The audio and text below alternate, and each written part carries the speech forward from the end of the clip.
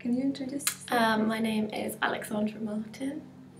I'm currently studying contemporary performance practices at Master. I think I chose dancing because I've danced from a very young age, so it's been something that I've always known and turned to, and I think for me dancing's very therapeutic, and it's a form of escape in some sense, and I just have always loved it and always really enjoyed it, and especially when I studied theatre as well, movement allowed me to incorporate the two within physical theatre, and yeah, that's just not really been anything that has inspired me more than dancing and movement.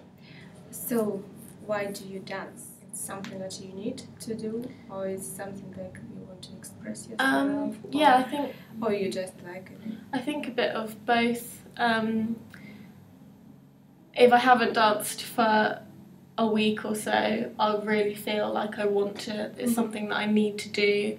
I think it is quite a good form of release if I'm stressed or anxious, because there's so much to focus on when you dance that you forget the things that you were worrying about, so it makes me feel a lot better, and I just generally just have always enjoyed it as a form of exercise as well as a form of expressing myself. What do you think about the relationship between music and dance?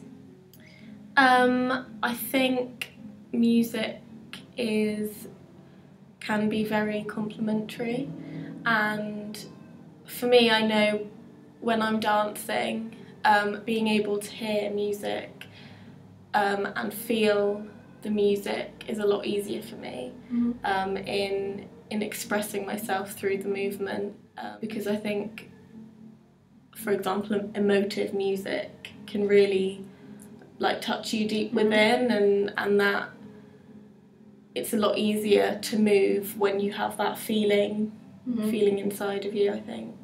How do you think it's actually your feeling inside, or it's like you're just reacting to the music? Yeah, I think reacting to the music. Okay, let's talk about silence dance. How do you think it is possible to dance without music? Do I think it's possible? Yeah, it is. It's harder, but sometimes I think silence can also be very effective and very powerful in performance and in dance. So I don't think music is completely necessary, but sometimes I do think it perhaps complements and aids the dance as a whole, but I do think silence can also be very complementary.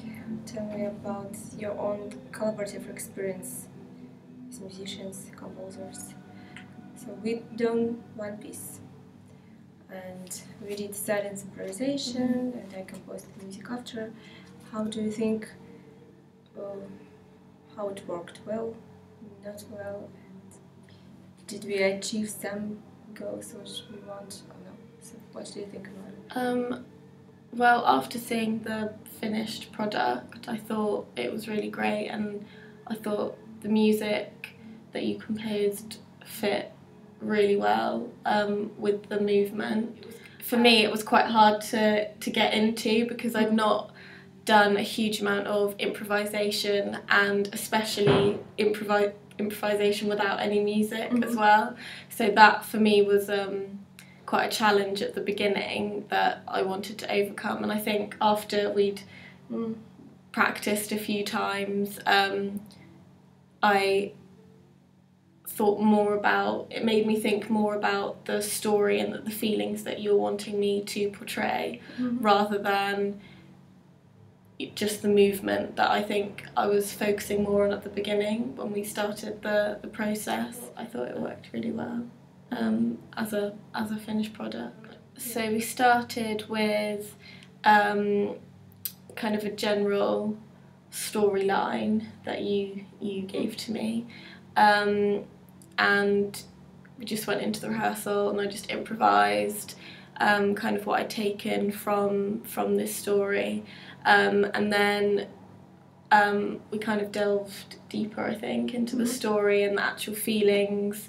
that were involved, and then rehearsed it again, and then from there kind of put together a structure for the piece. So like you're yourself, and then you're sad, and then you come back to reality, and then happy, and then the anger, and then you kind of come back down to earth again. So we played around and rehearsed that.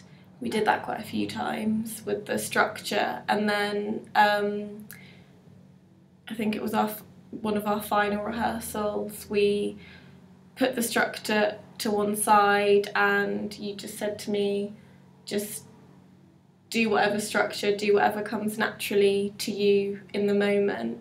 And I think that worked well. I enjoyed that, because perhaps before some bits worked and some bits didn't, and I think that was because I was focusing too much on getting the structure right and wanting the structure to be polished. But when we could just put the structure to the side and just let whatever naturally wanted to come, then I think that worked better. Who has inspired you as a dancer, as an artist? So I've been inspired by quite a lot of dancers and physical theatre practitioners. So Pina Bausch, I love her work. I think it's beautiful. Deviate. What do you think about dance and being being a performer? I think it's necessary. Perhaps more so in dance, because you could go and see a dance piece and have a fantastic dancer, but if there's no feeling, if you can't see on their face or through their movement any real feeling or kind of genuine performance, then it would just be just movement, and it would be boring, and there'd be no story for you to believe. I think it's necessary to perform as an actor with any kind of performance, but perhaps more so with dance. Through the movement you have to act with that as well, I think. Okay. Thank you.